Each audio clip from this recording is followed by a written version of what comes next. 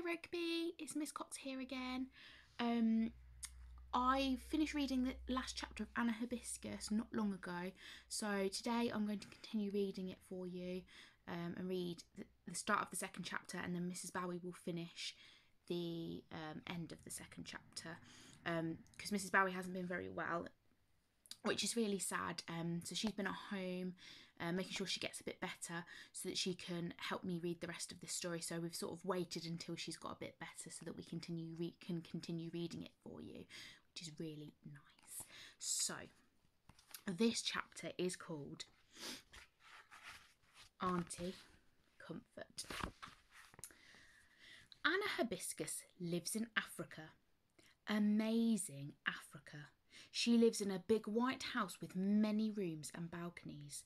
She lives with her family, who does things the African way. Grandmother and grandfather, who are very old and very wise, say it is important to do things the proper African way.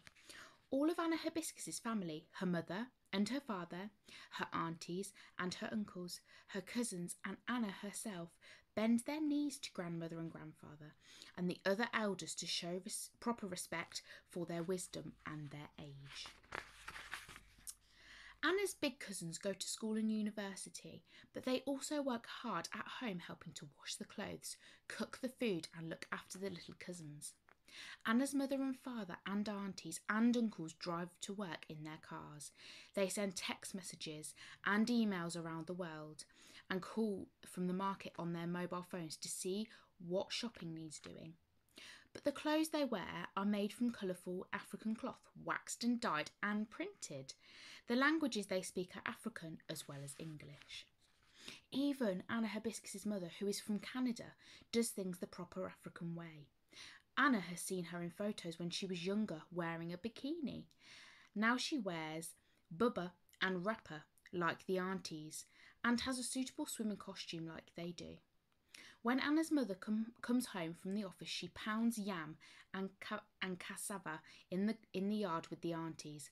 She cooks traditional food the traditional way, and she knows how to eat it properly with her fingers too. You see, the whole family does things the proper African way, both modern and traditional. That is why Anna's grandmother and grandfather, her mother and her father, her aunties and her uncles, her cousins and her baby brothers, and Anna herself all live together in the big white house. All except for Auntie Comfort. Auntie Comfort is one of Anna Hibiscus's favourite questions, especially on the Saturday beach. Where is Auntie Comfort? I've told you many, many, many times, Anna Hibiscus, her mother says, sighing. Tell me again, Mama, please, Anna begs.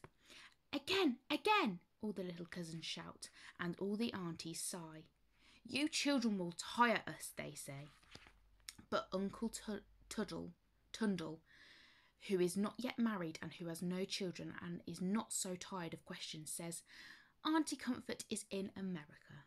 Where? Anna Hibiscus and all her cousins shout. Uncle Tundle points. Over there. Those waves. On the side of the Atlantic Ocean. He shades his eyes. I can almost see her from here. And they all jump up and try to see Auntie Comfort across the ocean. Once Anna was so excited she ran right down to the waves. Maybe one day when you are strong enough, called Auntie Grace, you will swim right across the Atlantic Ocean to Auntie Comfort. Am I almost strong enough? Anna Hibiscus said seriously. Everybody laughed and laughed. Anna didn't know why they were laughing at her. She wanted to cry. Come, said Anna's mother, who was in a good mood. Let us send her a text message across the ocean instead. She showed Anna and the little cousins how to send a text message to Auntie Comfort. Anna pointed the mobile phone towards the waves and sent the message all the way across the Atlantic Ocean. The next day was Sunday. On Sunday, the whole family goes to church wearing special traditional clothes cut from the one same beautiful cloth to show they were all from the one same beautiful family. Grandfather was proud of his family. He was happy that his sons were big and laughing. It pleased him that his daughters were strong and happy. He loved his grandchildren, full of life and trouble. He looked at grandmother, whose wise eyes were full of love, and he loved her too.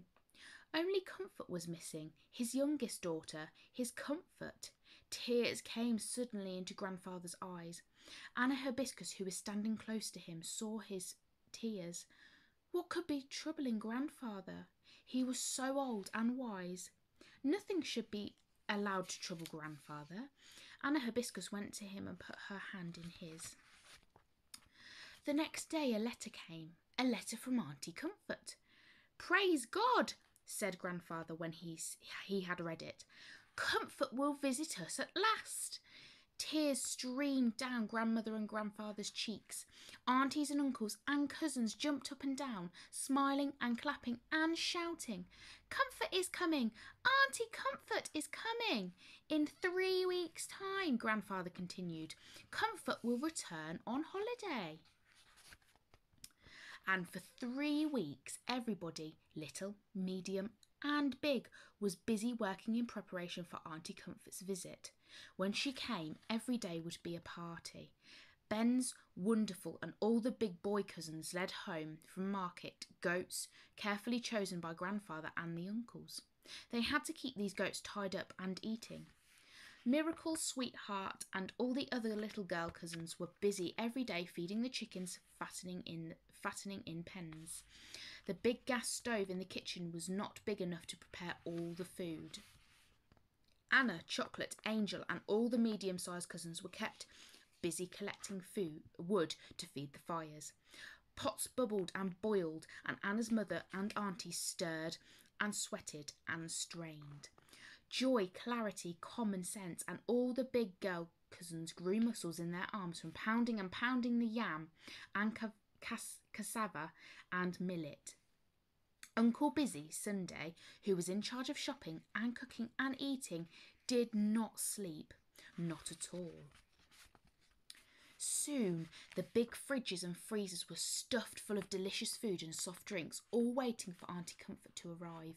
But every evening when the family gathered to eat, a tear would run down Grandfather's cheek. He would look around at his wife and children and grandchildren, all rolling balls of yam neatly between their fingertips and popping them into their mouths. "Will Comfort remember how to eat?" he would say. "Will she remember our way, the proper African way? Will she have forgotten her fingers and now only know fork and knife?" The aunties and uncles would look at one another and smile and shrug their shoulders. They did not know. Only Anna Hibiscus was worried that Grandfather was sad again. One night she asked her mother, "Mama, can I send a message on your phone?" "What are you talking about, Anna Hibiscus?" her mother said, cross and tired. "To who?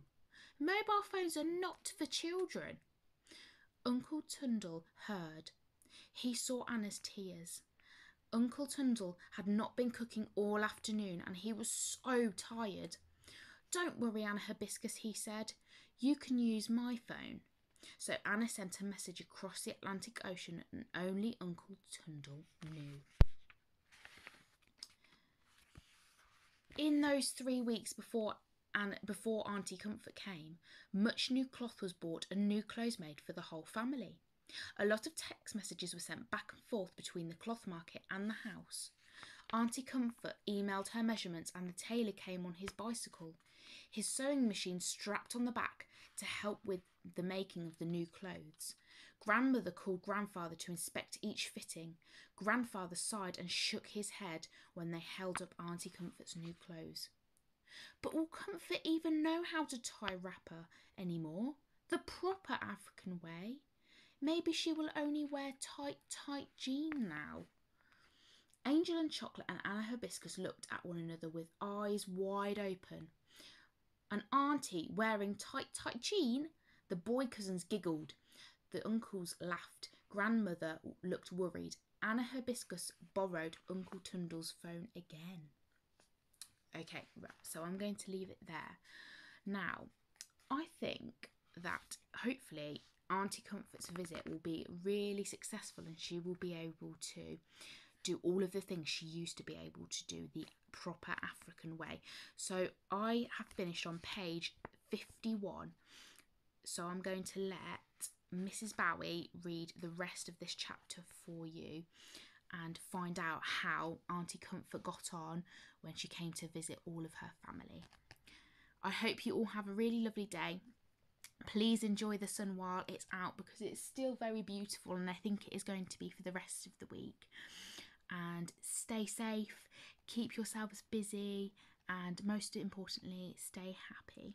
Okay, I'll see you soon. Goodbye.